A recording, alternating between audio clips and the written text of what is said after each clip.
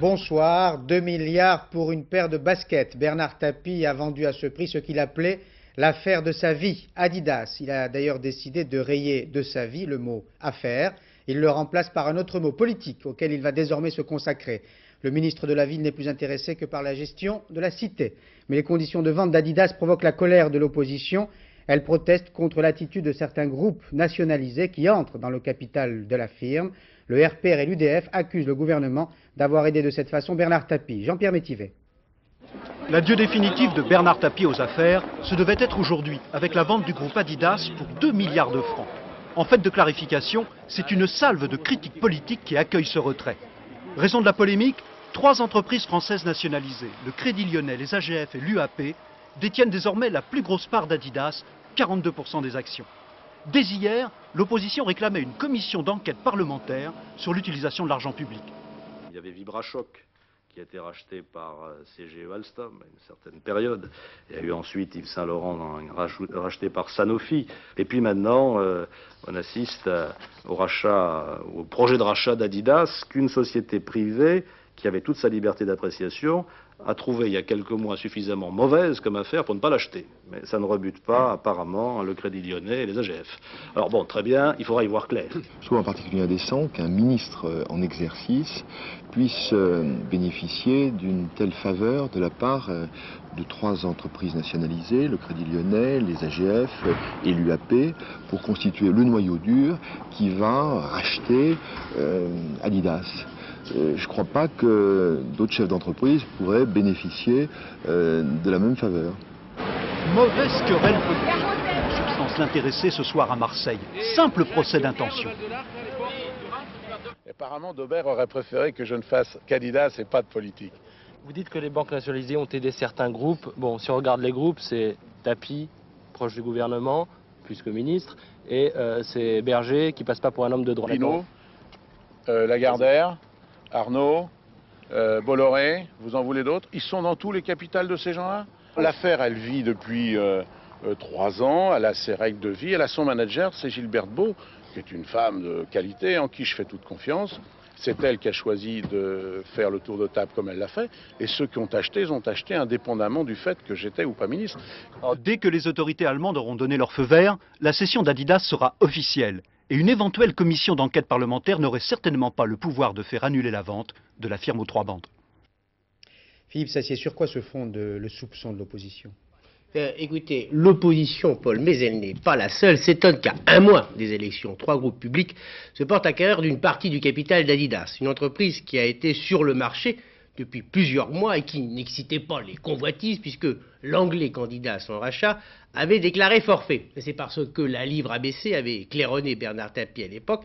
Ça n'empêche pas aujourd'hui un autre groupe anglais, avec la même livre, de s'intéresser à Darty. En tout cas, personne ne croit que les 3 nationalisés, ou du moins leurs filiales, aient trouvé opportun d'investir dans Adidas en lisant leur journal. Deuxièmement, la véritable raison de l'étonnement général est la suivante. Est-ce normal d'utiliser l'argent public à de telles opérations? Est-ce logique, demande un économiste classé à gauche, que l'économie mixte serve à augmenter les fonds propres d'une entreprise allemande dont les chaussures sont de plus en plus fabriquées en Asie? Rien que cette question mérite une enquête ou pour le moins un débat, car l'argent manque cruellement actuellement et pour l'emploi et pour la recherche. Merci Philippe. Les tables de la loi vont changer. Le comité consultatif chargé de réviser la Constitution a remis son rapport au chef de l'État en fin d'après-midi. Le contenu de ce projet n'est pas connu officiellement, mais Nathalie Saint-Cric est évidemment bien informée. 2 mois et demi de travail, 60 pages, François Mitterrand leur avait tracé les grandes lignes le 30 novembre dernier. Ce soir, ils remettent leur copie. Sur le mandat présidentiel, les sages sont restés prudents. Le quinquennat a été repoussé. En coïncidant avec la durée du mandat des députés, il aurait débouché sur une présidentialisation des institutions. Le septennat non renouvelable a également été rejeté. Les sages sont restés divisés. La durée du mandat présidentiel risque donc de demeurer inchangée. Plus innovant, en revanche, les propositions en matière de référendum. Son champ serait étendu, mais plus nouveau, serait notamment institué le référendum d'initiative populaire. Enfin, comme l'avait demandé le chef de l'État, le comité propose diverses dispositions renforçant les pouvoirs du Parlement face à l'exécutif. Tout gouvernement fraîchement nommé pourrait être contraint de solliciter un vote de confiance des députés. Autre chapitre, le renforcement de l'indépendance de la justice et la modification du fonctionnement de la Haute Cour de justice. Et l'on va se rendre en direct à l'Elysée où l'on retrouve Arlette Chabot pour savoir si ces indications données par Nathalie Saint-Cric sont confirmées. Arlette ? Écoutez, pour l'instant, je ne peux pas vous confirmer car on ne connaît toujours pas le contenu exact de ce texte. Et d'ailleurs, le président de la République est toujours avec les membres du comité consultatif constitutionnel. On connaîtra peut-être le contenu dans la soirée, peut-être même demain matin. Les abonnés au journal officiel en auront peut-être la primeur, sait-on jamais. En tout cas, une chose est sûre, il s'agit ce soir de propositions. Ce n'est qu'au début du mois de mars que l'on connaîtra les choix du président de la République. En ce qui concerne la durée du mandat présidentiel, ce qui est le plus attendu, on sait que le chef de l'État lui aussi est hostile au quinquennat. Alors se rangera-t-il à l'avis du comité, c'est-à-dire le statu quo, ou bien s'en remettra-t-il à la sagesse du Parlement? Point d'interrogation. Début mars, en tout cas, les choix du président alimenteront sans doute la campagne électorale des législatives. Et pour le reste, eh bien, le chef de l'État s'en remettra là aussi, si je puis dire, eh bien, à l'opposition si elle gagne ces législatives. C'est elle qui déposera ou qui choisira ou non de faire discuter ses projets dans la future Assemblée. Une chose est sûre, si les Français ne sont peut-être pas passionnés par ce débat constitutionnel aujourd'hui, ça sera un élément important de la prochaine cohabitation. Merci Arlette. Les élections législatives sont faites pour opposer et départager les hommes politiques, mais une catégorie de citoyens français a bien l'intention de participer au débat, les agriculteurs. Ils l'ont montré samedi en lançant des œufs sur Michel Rocard. Ils se sont manifestés à nouveau aujourd'hui lors d'une réunion de Pierre Bérégovoy à Issoudun, dans l'Indre. Les deux sicares, Roland et Claude, étaient sur place. Les agriculteurs aiment les symboles, mais pas le gouvernement et en tout cas pas le président de la République ni le Premier ministre. Partout où se rend Pierre Bérégovoy, cela devient une habitude. Les paysans sont toujours les premiers au rendez-vous. Et même s'ils ne sont pas très nombreux, ils savent se faire entendre, qu'ils parviennent à entrer dans les salles de meeting ou qu'ils en soient tenus à l'écart. Résultat, les unes après les autres, les réunions de Pierre Bérégovoy sont perturbées. Pierre Bérégovoy qui pourtant le dit et le répète, ce qu'il voudrait, c'est discuter. Je lance un appel au dialogue et non pas à l'anathème. Il est capital que dans notre pays, on sache se parler, on sache se comprendre et que même si on ne partage pas les mêmes idées, on sache s'estimer. Appel au dialogue à Issoudun aujourd'hui, c'était plutôt manqué, on a surtout vu les pneus brûlés. C'est d'ailleurs le paradoxe, Pierre Bérégovoy en fait l'expérience, dans les campagnes, électorales ou pas, cela devient difficile de parler politique. Citroën parvient à débaucher et à embaucher à la fois. Débaucher des statutaires, embaucher des intérimaires, colère des syndicats. Reportage de Jacques Deveau. Citroën souffle le chaud et le froid sur son usine de Rennes. Il y a une semaine, la direction annonçait un nouveau plan de réduction d'effectifs, 428 emplois supprimés. Cette fois, Citroën prévoit l'embauche de 700 intérimaires pour assurer la montée en cadence du dernier modèle, l'Accentia. Ça fait drôle quand même quand on débauche quelqu'un puis on embauche de l'autre côté. C'est quand même quelque chose de curieux, quoi. On comprend pas, licenciement, heures supplémentaires, chômage, on comprend pas. Et les intérimaires en même temps en plus. Intérimaires en plus. Pour nous, c'est un grand point d'interrogation. C'est sûr que vis-à-vis des personnes qui ont été licenciées et tout, disons, c'est pas honnête, quoi. Quand on voit ça, on voit directement la politique de Calvet qui cherche à faire plus de pognon, plus de rentabilité sur le dos des salariés, au détriment des hommes et des femmes qui travaillent à Citroën. Un chassé-croisé qui ne touche pas les mêmes catégories de personnel. Les suppressions d'emplois ne concernent pas la production. Pour Citroën, une seule logique à cela, la compétitivité. Nous avons un engagement de notre côté. On l'a déjà dit et c'est clair. 12% de productivité par an. Nous devons le faire. Bon, dans ce cadre-là, c'est un besoin momentané. C'est quand même un peu d'oxygène pour un certain nombre de jeunes. Et je dis tant mieux. Une flexibilité condamnée par les syndicats. Alors que l'on discute des modalités du plan social, on effectue des heures supplémentaires. Pour Citroën, l'emploi doit se gérer au gré des besoins. Si l'illustration en est spectaculaire à Rennes, Citroën n'est pas la seule entreprise à fonctionner ainsi. Formés pour rien, c'est le sentiment qu'éprouvent 104 apprentis mécanos. Le stage qu'ils effectuent depuis 18 mois à Air France se termine le 26 février, mais il n'est pas sûr qu'ils soient recrutés. Sophie Jouve. Tracer l'avenir, disait la pub. Une formation théorique et pratique de mécanicien chez Air France, c'était la promesse d'un avenir assuré. Alors Patrick n'a pas hésité à quitter sa Dordogne et son travail. 18 mois plus tard, la promesse d'embauche s'est envolée et Patrick est amer. J'avais donc un emploi en tant qu'électromécanicien dans une entreprise, une petite entreprise de 5-6 électromécaniciens. Donc ce qui m'a attiré à Air France, c'était la possibilité d'avoir donc une promotion interne. Et c'est surtout ça qui m'a fait répondre donc à cette annonce. En guise de formation pratique, les 104 stagiaires ont survolé les moteurs et passé beaucoup de temps à rajeunir l'intérieur de 6 avions iraniens. Pas de tuteurs, pas de réel enseignement et beaucoup de temps perdu. Au début, on nous a fait toute l'éloge d'Air France qui nous promettait un métier d'avenir où on passait contre-maître, on avait des postes d'importance. Et là, on a servi sur des chantiers à faire de la moquette et des choses comme ça. Même si on va dans une autre compagnie, ils vont nous demander ce qu'on a fait comme formation. On ne peut rien leur répondre, on n'a rien. Aujourd'hui, les apprentis mécanos essaient sans grand résultat d'attirer l'attention des salariés de l'entreprise sur leur cas. Malaise du côté de la direction, d'autant qu'Air France a reçu des subventions pour ce programme de formation. À l'époque où ceci a été fait, qui parlait de crise du transport aérien ? Qui parlait de la situation actuelle des compagnies aériennes dans le monde entier? Ce qu'on leur propose, c'est des solutions individuelles d'attente pour chacun d'entre eux, afin de faire en sorte qu'aucun d'entre eux n'ait un problème personnel particulier. Emploi temporaire de bagagistes ou d'agents commerciaux, on est loin de ce qui a été promis.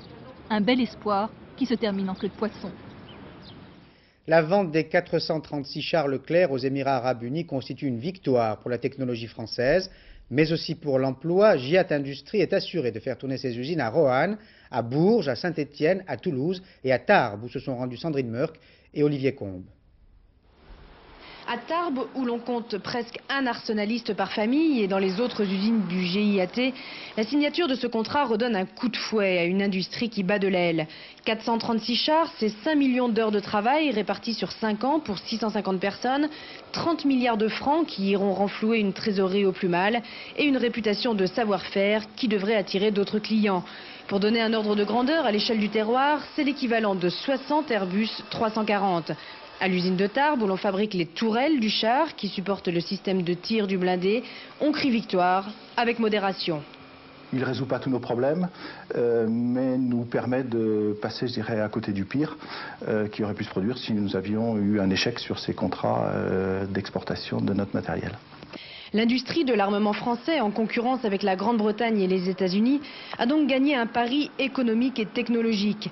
Mais les budgets militaires continuent de baisser et ce contrat record ne relèvera pas à lui seul une industrie en pleine crise de restructuration. Inquiétude quand même, car les gros problèmes sont toujours présents, à savoir des menaces qui pèsent au niveau du chômage partiel pour les personnels, des menaces en ce qui concerne des centaines de suppressions d'emplois telles que préconisées par le PDG de Giat Industries, à savoir 2650 suppressions d'emplois de personnel de structure, et ainsi qu'une non-volonté d'aller autour de grands programmes de diversification civile afin de maintenir l'emploi. Aujourd'hui en France, le char de combat du 21e siècle fait l'unanimité. Il relance des emplois et les pétrodollars qui en découlent pèseront lourd dans la balance du commerce extérieur. Un espoir pour Georges Marchais à quelques semaines des élections législatives françaises. L'ancien chef du Parti communiste lituanien a été élu démocratiquement président de la République balte. Du coup, Georges Marchais lui a écrit une lettre de félicitations et d'encouragement. Mais sait-il que le président Brazauskas est désormais officiellement social-démocrate? Marcel Tria. C'est un fantôme qui est sorti des urnes des premières élections présidentielles au suffrage universel de Lituanie, celui du communisme. Avec plus de 60% des voix, l'ancien leader du Parti communiste lituanien, Algirdas Brazauskas, a en effet écrasé son unique adversaire, l'ancien exilé pro-occidental Stasys Lozoraitis. Mais Algirdas Brazauskas, en fait, ne fut jamais un fantoche au service du pouvoir soviétique. Il fut même en 1989 le premier à rompre avec éclat avec Moscou. Et il dirige aujourd'hui un nouveau parti qui s'affirme social-démocrate. Toile de fond de ces élections, la terrible crise économique qui a succédé à l'euphorie des combats pour l'indépendance. La Russie fournissait par exemple 90% de l'énergie nécessaire au pays. Et elle exige maintenant des dollars dont la Lituanie ne dispose pas. Résultat, tout un pays qui grelotte et une baisse de la production industrielle de plus de 50%. À la campagne, le démantèlement brutal des kolkhozes et la restitution des terres à leurs anciens propriétaires ont fait chuter la production agricole, naguère excédentaire, de plus de 40%. Il faut calmer les gens et toutes ces passions politiques qui ont été artificiellement exacerbées. Et nous devons rétablir des relations normales avec les Russes, car la partie la plus importante de nos matières premières vient de Russie. Conclusion de cette ancienne kolkhosienne, nous voudrions tous que notre pays ressemble à un pays occidental. Mais la Lituanie n'a jamais été l'Amérique et elle ne le sera jamais. Un désenchantement qui explique en grande partie la victoire d'Algirdas Brazauskas. Cette victoire satisfera peut-être Mikhail Gorbatchev, qui reste en retrait de la vie politique dans son pays, mais qui n'entend pas pour autant prendre sa retraite. Son nouveau livre, publié par les éditions Odile Jacob, en témoigne. Son titre, Avant mémoire. Il n'y a plus de pain à Sarajevo. La dernière boulangerie de la ville est tombée en panne. Sa fermeture va rendre encore plus cruciales les conditions de vie des habitants, déjà privés de l'aide alimentaire, bloqués aux portes de la capitale. Florence Mavic. L'attente de ces casques bleus à la frontière entre la Serbie et la Bosnie cache mal leur impuissance. Ils escortent le convoi du HCR, le Haut Commissariat aux réfugiés, qui doit ravitailler des villages de l'est de la Bosnie. Les 10 camions sont toujours bloqués par les Serbes. Les casques bleus n'y peuvent rien. Forcer le barrage, ça ne fait pas partie de leur mission.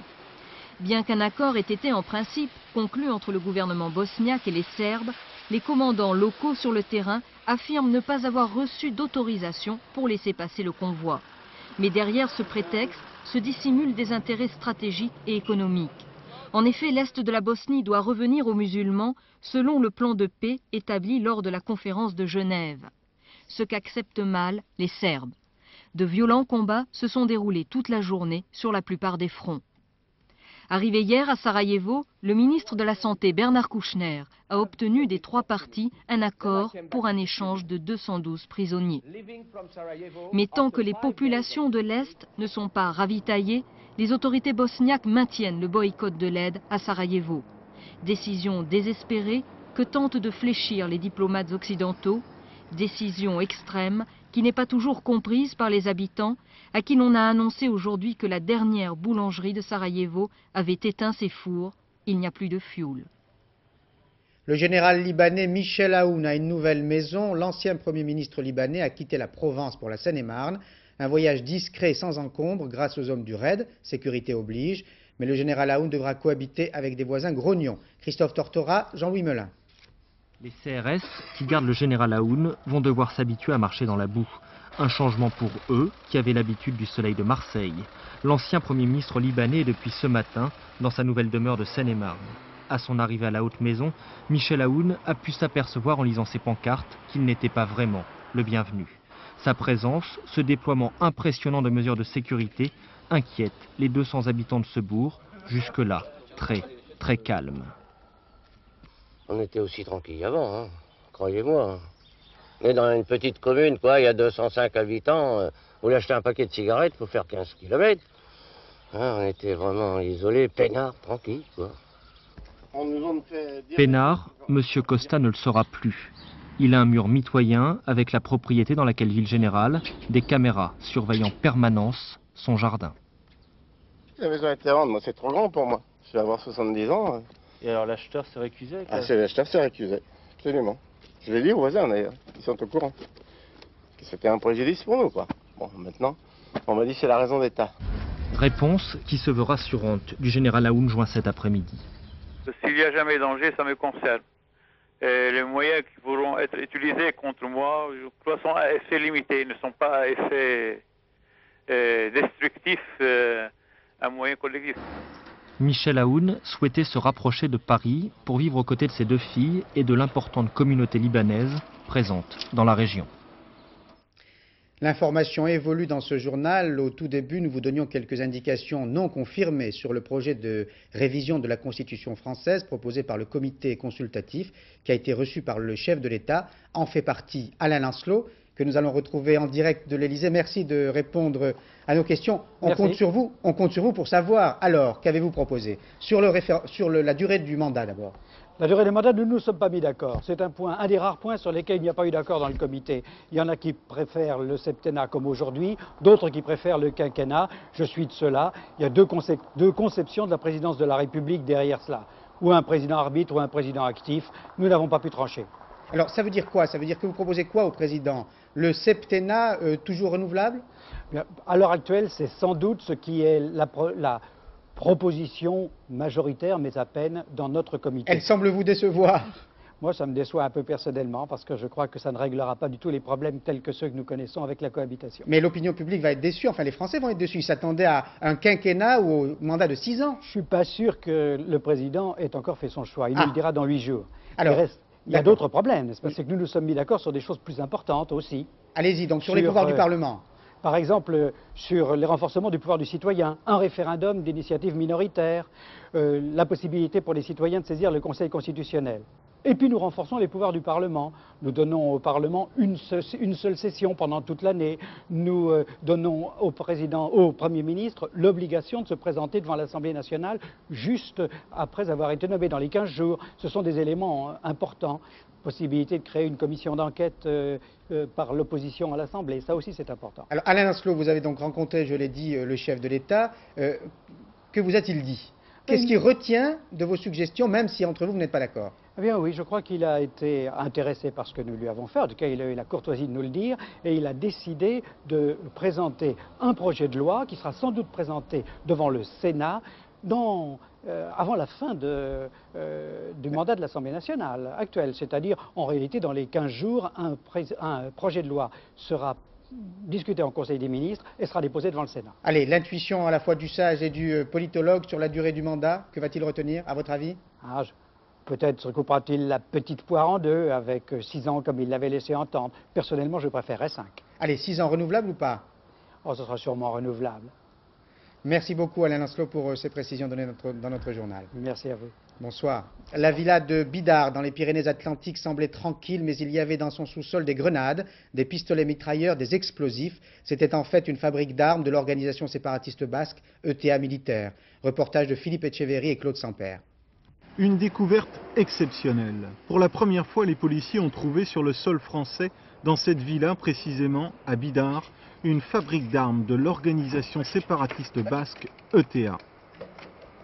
L'atelier clandestin était caché à l'arrière de la villa, au sous-sol, avec un mécanisme d'entrée très sophistiqué, une trappe commandée par un vérin hydraulique.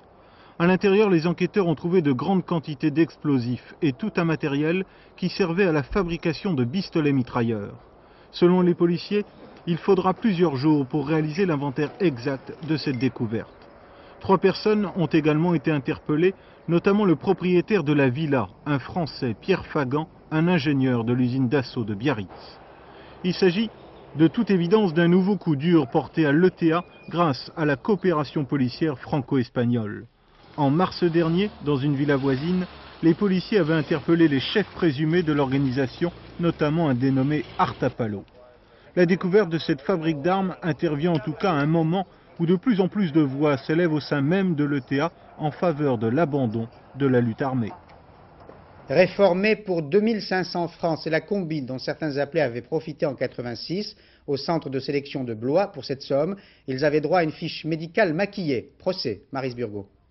Dans le box pendant une semaine, ces jeunes gens risquent d'être un peu à l'étroit. Un procès avec 93 prévenus, ce n'est pas si fréquent. Le tribunal correctionnel d'Orléans jugera d'abord les cerveaux de l'affaire. 18 petits malins qui, en 86, pendant leur service militaire, eurent une riche idée. Falsifier des documents médicaux et permettre ainsi à 75 autres appelés d'être exemptés de service militaire. Pour être dispensé, il suffisait de demander et de verser environ 5000 francs aux inventeurs de l'astuce. Selon les avocats des bénéficiaires comme des inventeurs, il est bien tard aujourd'hui pour juger ces erreurs de jeunesse. Il n'est pas à l'honneur de la justice que d'avoir mis autant de temps à faire venir cette affaire et surtout à ne s'être occupé des éventuels appelés ayant bénéficié de l'exemption 5 ans ou 6 ans après qu'ils aient dû être appelés normalement au service national. Sale affaire aussi pour ces épouses qui savent que leur mari, jadis exempté, pourrait aujourd'hui, 6 ans après, être déclaré apte à servir sous les drapeaux. 115 km à l'heure en plein brouillard, c'est la vitesse à laquelle roulait un chauffeur d'autocar sur l'autoroute A13 entre Évreux et Rouen. Résultat, accident et 52 blessés dont 14 hospitalisés. Anne Mourgue. Parce qu'il avait 10 minutes de retard sur l'horaire prévu, le chauffeur du bus aurait accéléré. 115 km/h d'après les gendarmes, au lieu des 60 autorisés. Une sortie d'autoroute, une courbe prise trop rapidement par temps de brouillard, c'est le choc contre la barrière de sécurité. Le bus dévale la pente, fait plusieurs tonneaux, s'écrase 8 mètres plus bas. Vous avez eu le sentiment que le car allait vite? Ah ouais, très vite là. J'ai vu qu'on allait pas, qu'on allait se prendre la sortie, quoi. Nous on était tout au fond du car, donc on sent d'autant plus la vitesse. Et au tournant, non, franchement on n'a pas eu le temps de réagir ni quoi que ce soit. Ça a été tellement trop vite que le car s'est complètement retourné et puis voilà quoi. Et la saisie du disque prouve qu'il était à plus de 100 km/h, donc à 115 en l'occurrence, au moment du choc, au moment du renversement. 115 km/h, une vitesse contestée par le directeur de la compagnie d'autocars. Pour lui, le chauffeur est un des meilleurs de sa société. Dans le bus, 55 personnes, étudiants et passagers de la SNCF qui se rendaient à la gare. Ce soir, 6 des 52 blessés sont toujours hospitalisés. Mort pour avoir mangé de la langue de porc en gelée, c'est ce qui est arrivé à 63 personnes, 63 victimes d'une épidémie de listériose. Cette infection a également provoqué 22 avortements spontanés, mais depuis le mois de décembre 92, aucun nouveau cas n'a été heureusement signalé. Jean-Daniel Flézaquier. Ne cherchez pas de langue de porc en gelée sur cet étal, il y a des mois que ce magasin n'en offre plus. On suspectait ce produit d'être à l'origine d'un certain nombre de cas de listériose. Aujourd'hui, on le sait de façon définitive, la langue de porc en gelée avait une responsabilité dans une bouffée épidémique qui a conduit 279 personnes à contracter cette listériose. 63 personnes sont mortes, il y a eu 22 avortements et au total, ce sont 81 départements français qui ont été touchés. À l'origine du problème, non pas une question liée à l'élevage, mais plutôt à la transformation des produits industriels. Très vraisemblablement, c'est au niveau de la fabrication que les problèmes se sont posés, et non pas au niveau de l'animal lui-même. Dans le procédé de fabrication de cette langue de porc en gelée, il y a eu probablement un certain nombre de dysfonctionnements qui ont fait que le produit était contaminé. Cette chaude alerte aura eu des effets bénéfiques, en renforçant notamment les mesures d'hygiène là où c'était nécessaire, et surtout en faisant respecter certaines règles dans le maniement des produits alimentaires, aussi bien dans les rayons charcuterie que dans les rayons crèmerie. On utilise un couteau pour la pâte crue et un couteau pour la pâte molle, qui est nettoyée donc à chaque fois.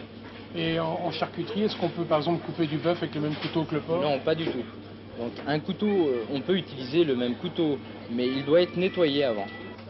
Il n'y a aujourd'hui plus de danger avec la langue de porc, mais la listériose frappe sporadiquement plusieurs centaines de fois par an en France. Il faut donc rappeler aux femmes enceintes et aux personnes dont les défenses sont effondrées qu'elles ne doivent pas consommer de produits à base de lait cru et qu'elles doivent faire cuire suffisamment leur viande. Du rouge dans le bleu. Jusqu'à présent, le mélange de ces deux couleurs ne gênait pas trop les habitants de la belle ville de Cassis, mais l'air du temps a changé. Ils tiennent à garder le bleu pur de la Méditerranée et protestent contre le déversement des déchets de bauxite provenant de l'usine Péchinet. On les appelle les boues rouges. Reportage de Joseph Bianlapierre et Philippe Turpot. Ici, au large de Cassis, le plongeur voit rouge, un peu comme si la mer souffrait d'une blessure. Le responsable le voici. Un tuyau qui déverse depuis 25 ans des millions de tonnes de boue rouge, une sorte de vase issu du traitement de la bauxite, un résidu non toxique, mais qui étouffe la mer selon les écologistes. Ça, c'est une branche de corail rouge qui a été morte, qui a été asphyxiée par les boues rouges. C'est une branche qui a été remontée avec également ces morceaux de blocs de roche, où on voit des petits vers qui ont été asphyxiés, où tout est mort, asphyxié par ces boues rouges. Autre témoin de l'hémorragie sous-marine, les pêcheurs, inquiets de voir les merlans virer au rouge. Disons, couleur comme une peau d'orange, voyez-vous, rouge même. Alors il fallait les laver pour qu'ils soient vendables. J'ai peur, comme tout le monde, que ça déborde vraiment et que ça vienne sur les côtes. C'est un peu comme le pétrole, ça, on ne sait jamais ce qui peut arriver. Les boues partent d'ici. 300 000 tonnes par an propulsées dans un pipeline qui parcourt 50 km, pénètre dans la mer et les déverse dans une fosse de 2400 mètres de profondeur. Après plongée et prélèvement, pas de danger selon les scientifiques. Nous avons trouvé une faune sur la boue rouge en fine épaisseur et qui était tout à fait normale, c'est-à-dire qu'à ces profondeurs-là, on a des rascasses, des chapons, des crustacés. Il n'empêche que le conflit se durcit entre les habitants et Péchinet, qui en un quart de siècle n'a pas trouvé d'autre solution que de prendre la mer pour des potoirs. Un conseil très amical, si vous laissez tomber des papiers d'identité et même des documents confidentiels dans la cuvette des toilettes d'un TGV, n'essayez jamais de les récupérer, même si vous avez le bras long. Une mésaventure contée par Valérie Gagé. Votre attention s'il vous plaît, les passagers sont informés qu'en raison d'un incident technique, le train restera à l'arrêt. Même Jerry Lewis, passager du TGV Paris-Bordeaux hier soir, n'imagine pas le scénario absurde qui est en train de se jouer.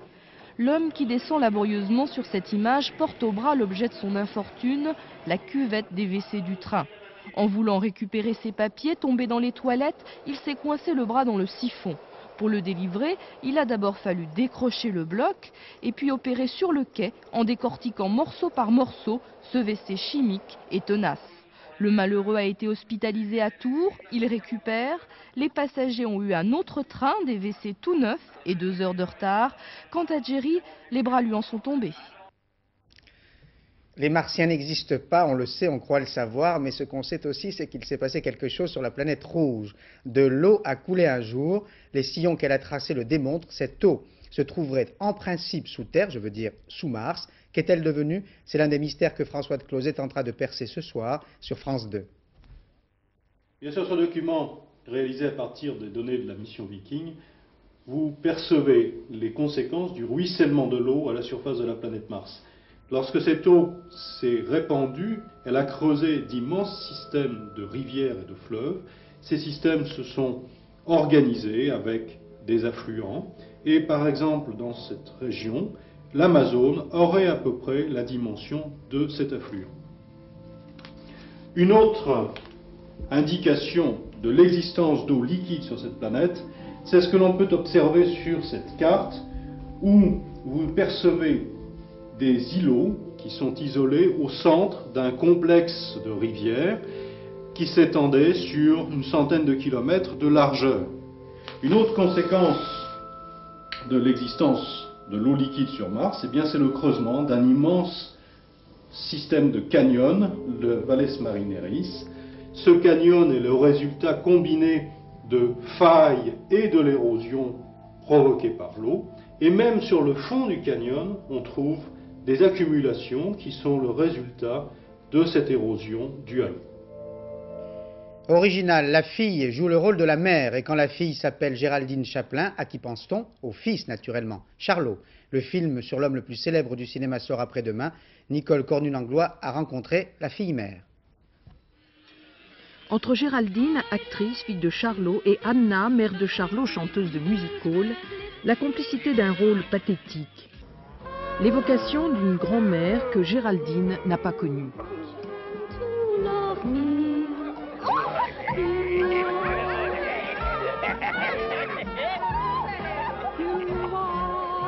Papa, il en parlait beaucoup, avec beaucoup d'affection, avec beaucoup d'amour. Il nous racontait des histoires sur elle, des histoires qui nous faisaient rire, mais il nous a jamais dit qu'elle était folle.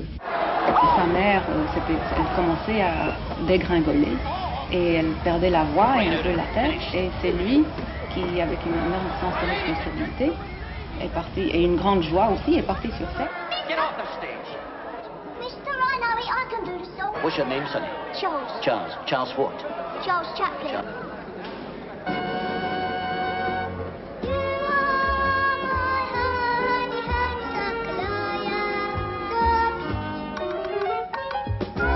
Moi, j'ai adoré le film. Je l'ai vraiment adoré. Je suis allée avec beaucoup d'appréhension. Je me suis dit, mon Dieu, qu'est-ce que je vais voir? Mais j'ai adoré. Dès le début, j'étais avec ma sœur Jeanne. On se tenait la main comme ça, en train de suer.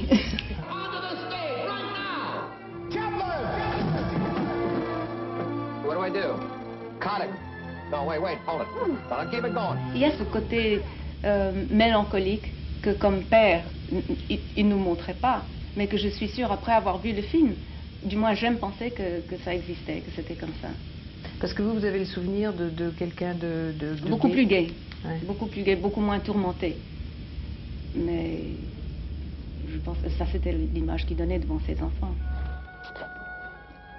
À la fin du film, on a l'impression de connaître bien l'homme, mais il reste avec son mystère. Et tant mieux. Le vagabond génial continuera ainsi à nous fasciner encore longtemps.